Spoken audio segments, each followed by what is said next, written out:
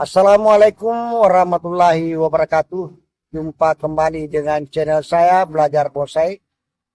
Kali ini teman, saya coba berbagi pengalaman tentang bagaimana cara mengatasi bakalan bonsai yang ditanam. Apalagi misalnya kalau ditanam dengan cara sungkup, terkadang tunas-tunas yang muncul di saat awal itu sangat bagus.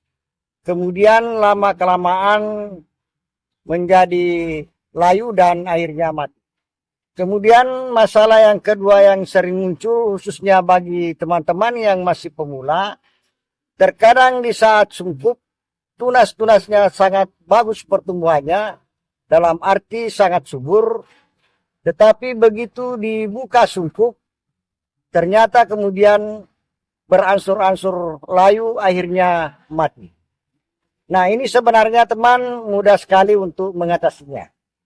Seperti halnya di layar ini teman, ini adalah bonsai serut saya. Kebetulan ini dulunya batangnya tinggi, kemudian saya cangkok di bawah atau di tengah-tengah batang. Kemudian kemarin saya potong, lalu saya tanam. Dan insya Allah hari ini saya akan sungkup, sekaligus juga memberikan sedikit pencerahan kepada teman-teman khususnya yang belum tahu cara sungkup yang baik. Nah, namun sebelumnya bagi teman-teman yang kebetulan baru bergabung dengan channel saya dan kebetulan juga suka dengan video-video yang saya sajikan, sudilah kiranya teman-teman membantu saya untuk memberikan like dan subscribe agar ke depan channel ini bisa terus berkembang dan terus memberikan pengetahuan berharga tentang seni bonsai. Sekarang kita akan membahas mengenai masalah-masalah yang sering terjadi pada bakalan bonsai. Pertama-tama yang harus teman-teman lakukan adalah cara menempatkan atau cara menyimpan bakalan bonsai yang disungkup atau yang ditanam meskipun tidak disungkup, diupayakan jangan di tempat yang lembab. Kenapa? Karena kalau ditempatkan atau disimpan di tempat lembab, maka ada beberapa kemungkinan yang bisa terjadi. Yang pertama, tumbuhnya jamur di berbagai kulit batang, mulai dari pangkal, terkadang juga sampai kepada ujung cabang. Itu yang pertama. Jadi kalau teman-teman misalnya menemukan bakalan bonsainya, apakah itu jenis serut, jenis sancang, jenis apa saja, tiba-tiba di dalam sungkup itu berjamur, maka penyebabnya adalah karena terjadi kelembaban. Kemudian yang kedua, kalaupun misalnya tumbuh, bisa jadi lama-kelamaan tunas yang tadinya bagus tiba-tiba menjadi kering dan layu. Penyebabnya adalah karena tempat menyimpan bakalan bonsai itu di tempat yang lembab. Kemudian penyebab lain, matinya daripada bakalan bonsai yang awalnya pertumbuhannya bagus adalah karena media tanam yang tidak poros. Jadi gunakan media tanam yang poros. Misalnya pasir kali. Jadi kebetulan ini teman, ini saya gunakan pasir kali. Boleh ditambah dengan pupuk kandang. Kalau memang pupuk kandang yang teman-teman miliki itu sudah betul-betul kering. Tetapi kalau masih diragukan kekeringannya, jangan dikasih dulu pupuk kandang. Kenapa? Karena pupuk kandang yang tidak kering itu menimbulkan hawa panas sehingga menyebabkan matinya daripada bakalan bonsai kita. Nah, kemudian perlu juga teman-teman ketahui bahwa penyebab sering matinya tunas-tunas baru dari bakalan bonsai itu juga karena media tanam yang terlalu basah. Jadi betul-betul media tanam yang kita pilih adalah media tanam yang poros. Kalau misalnya bukan dari jenis pasir, boleh dari tanah di bawah pohon bambu. Karena itu poros akibat dari campuran dedaunan dan ranting-ranting dari bambu yang jatuh kemudian menjadi tanah sehingga poros. Kemudian supaya bisa lebih poros lagi, lubang pembuangan dari wadah tanam atau pot yang digunakan diupayakan agak lebih lebar supaya begitu disiram airnya langsung turun.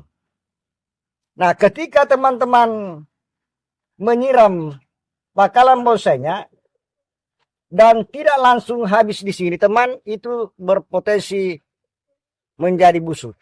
Ingat bahwa bakalan bonsai yang baru diambil itu, yang baru didongkel, bekas potongan itu khususnya di pangkal batang ataukah di bekas potongan akar yang kita ambil, itu kulitnya agak lembek. Jadi begitu kena terus-menerus dengan air, maka bisa menjadi busuk kulitnya yang ada di situ. Makanya perlu dijaga agar jangan sampai media tanam dari bakalan bonsai itu menjadi basah terus. Kemudian problem yang lain yang juga sering terjadi, terkadang di saat masih dalam proses sungkup, pertumbuhan tunas-tunas itu sangat bagus, subur sekali. Tetapi begitu dilepas sungkup, mungkin 3-4 hari kemudian sudah mulai agak layu sampai mati. Penyebabnya juga mudah sekali, teman. Yang pertama itu sudah jelas bahwa bakalan bonsai teman-teman itu belum berfungsi akarnya.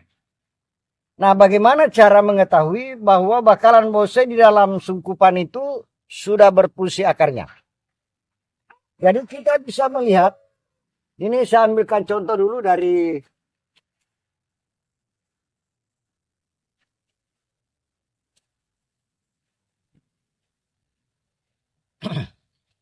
ini saya ambilkan contoh. Seandainya misalnya tunas yang tumbuh di bakalan bonsainya teman-teman seperti ini. Terlihat panjang. Tetapi ini belum tentu ada akar yang berfungsi di bawah. Kenapa? Karena ini belum ada tunas baru yang tumbuh di ketiak daun. Nah, tetapi kalau misalnya teman-teman sudah melihat seperti ini, ada cabang yang keluar ini atau tunasnya yang tumbuh itu sudah memanjang begini, meskipun tidak terlalu panjang, tetapi sudah ada tunas di ketiak daun seperti ini. Ya, artinya bakal cabang. Maka itu menandakan bahwa bakalan bonsai teman-teman dalam sungkup itu sudah berfungsi dengan baik akarnya. Nah, dengan demikian meskipun kita buka sungkupnya, bonsai kita berjalan terus pertumbuhannya. Beda dengan tadi, tidak diperiksa apakah akarnya sudah bagus atau tidak, tiba-tiba langsung dibuka. Yakin saja kalau belum ada akarnya keluar, lantas dibuka sungkupnya meskipun sudah bagus pertumbuhannya, akan tetap mati. Karena bisa jadi yang tumbuh itu akibat adanya sisa-sisa nutrisi yang tinggal di dalam kambium dari kulit batang bonsai itu.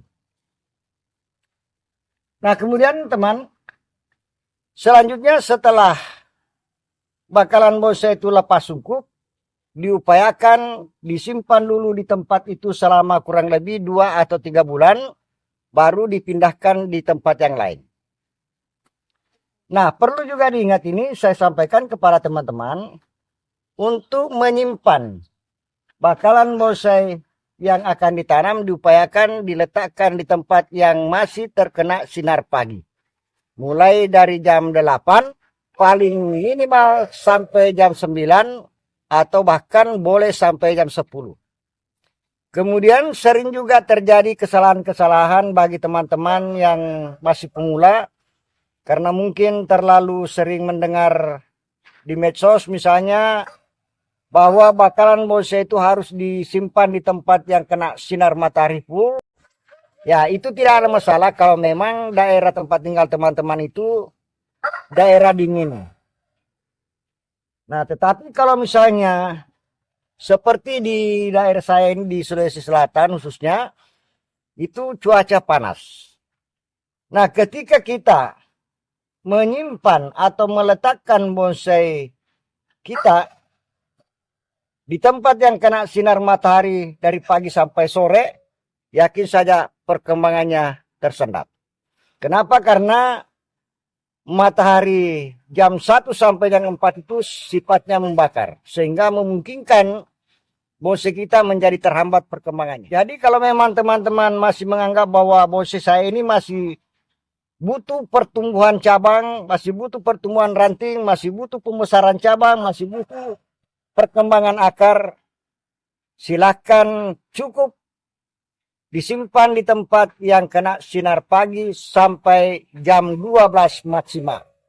Nanti misalnya kalau sudah proporsional, artinya keseimbangan antara batang dengan cabang, keseimbangan cabang dengan anak cabang, keseimbangan anak cabang dengan ranting, keseimbangan anak ranting dengan ranting, cucu ranting dan seterusnya, barulah kita letakkan di tempat yang kena sinar matahari full dari pagi sampai sore.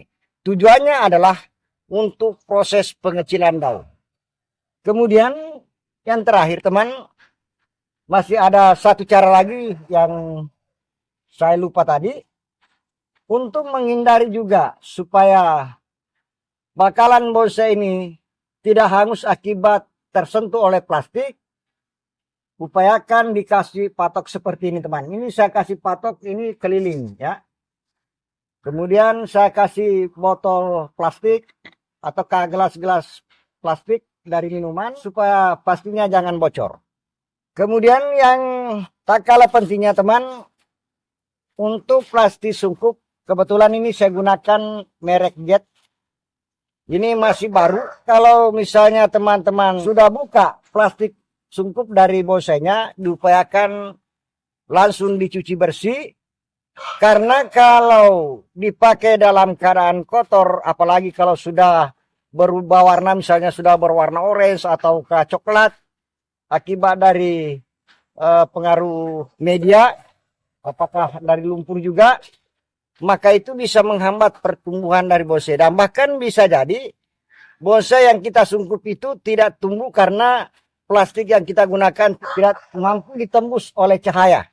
Ingat bahwa pohon itu meskipun disungkup butuh cahaya. Nah, sehingga kalau teman-teman menggunakan plastik yang baru, terkadang pertumbuhannya sangat cepat. Tetapi begitu misalnya menggunakan plastiknya yang sudah mulai usang, sudah mulai kotor, karena tidak pernah dibersihkan, terkadang bonsainya tidak tumbuh. Jadi sekali lagi, ini sangat perlu juga diperhatikan mengenai kebersihan dari plastik sungkup. Ya, baik teman, saya akan coba sungkup ini.